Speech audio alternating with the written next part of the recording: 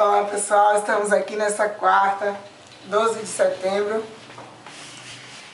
para falar um pouco sobre juízo, sobre fogo e destruição. O juízo justo de Deus, né? Pois é.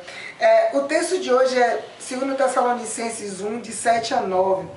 E nesse texto estão explícitas algumas coisas em que as pessoas não gostam muito de falar sobre essas coisas.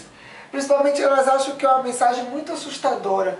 E acham que é uma mensagem que não se encaixa com o perfil de Deus. Um Deus de amor, um Deus que tem sempre o amor pelos seus filhos.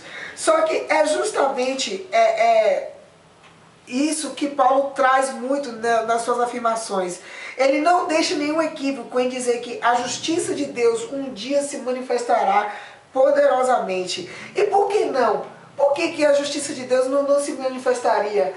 Nós vimos hoje no mundo exemplos de que os governos, até mesmo no mundo, em alguns momentos eles precisam reagir com força para reprimir algum tipo de mal que haja ali na sua sociedade, que haja no seu país.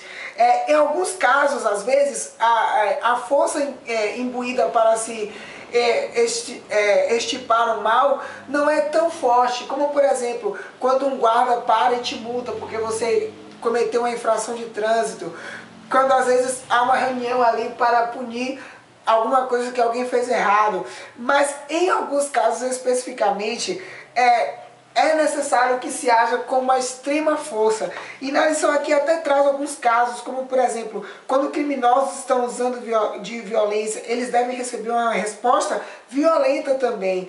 E ainda tem uma questão muito mais interessante. Quanto maior for o poder e a brutalidade do mal, maior será a força necessária para desfazer desse mal. Nós conhecemos quão prejudicial, quão destrutivo é o pecado nas nossas vidas.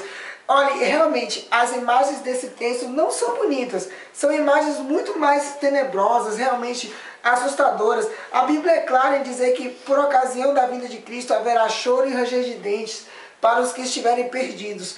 Mas existe algo muito forte e muito mais interessante. Deus fará o que for preciso para acabar, para extinguir a violência e a opressão que o pecado traz para o universo, para a sua criação.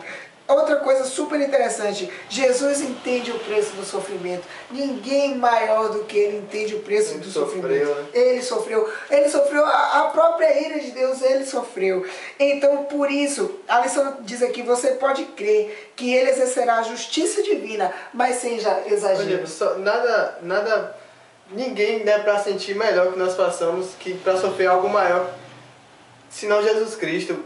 Acho que nós não conseguiríamos sofrer o que ele sofreu, porque lá na cruz do Calvário, o pecado era tanto que ele teve um distanciamento total de Cristo, e nós, de Deus. E nós não, por mais que nós sejamos pecadores, nós nunca sofreremos esse distanciamento total que ele sofreu. Pois né? Isso nos dá certeza de que, por ocasião da vinda de Cristo, ele vai exercer a justiça divina, mas sem exagero. Porque ele sabe realmente o quão doloroso é o pecado. Por isso merece uma justiça muito severa realmente. E sabe, esses textos, eles têm uma coisa espetacular. Esse texto, ele não é para amedrontar. Ele não é para fazer com que as pessoas tenham medo de Deus, muito pelo contrário. Esse texto é para você que está me ouvindo, você que está lendo essa lição, para mim e para o Carlos, que em algum momento nós somos prejudicados, que em algum momento nós somos oprimidos. Esse texto é para dizer para nós, sabe o quê? O dia da justiça está chegando. O dia em que Deus nos fará merecedores da sua glória. E o dia em que o pecado será extinto para sempre. O dia que nós seremos imortais. Então, olhando por essa ótica, olha só que perfeito, que perfeição. O dia em que nós nunca mais veremos o mal. É assim que nós devemos olhar para essas afirmações. É isso. Nós já estudamos que Paulo, na sua segunda viagem missionária, ele criou ali, ele desenvolveu a igreja de Tessalônica. Só que ele não pôde ficar muito tempo ali, porque ele estava sofrendo também perseguições pelos judeus. Mas ainda assim, Paulo conseguiu deixar ali uma igreja viva, uma igreja ativa, uma igreja alegre. E nem a perseguição foi capaz de tirar a alegria daquela igreja dos Tessalonicenses. Paulo ele se sentiu inspirado porque ele continuava preocupado com aquele povo em criar uma segunda carta para eles. Foi quando ele teve o intuito nessas cartas de lembrar para aquele povo duas coisas, que do justo juízo de Deus e da glória futura que aguarda todos os crentes. Foi o principal objetivo de Paulo em fazer essa segunda carta.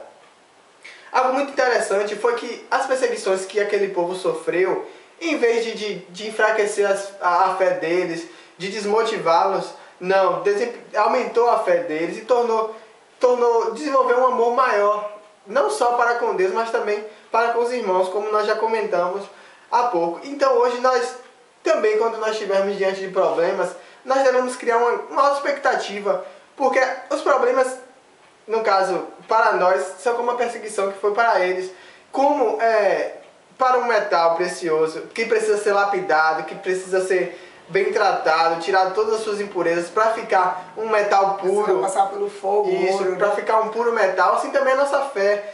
Nós precisamos passar por situações difíceis, por problemas, e a perseguição que eles passaram e os problemas que nós passamos hoje acontece para que nós possamos estar tendo nossa fé lapidada, tendo nossa fé desenvolvida da melhor forma possível. E algo muito interessante, nós lemos que a questão de vencer a perseguição, de se manter firme, é algo que nos trará recompensa.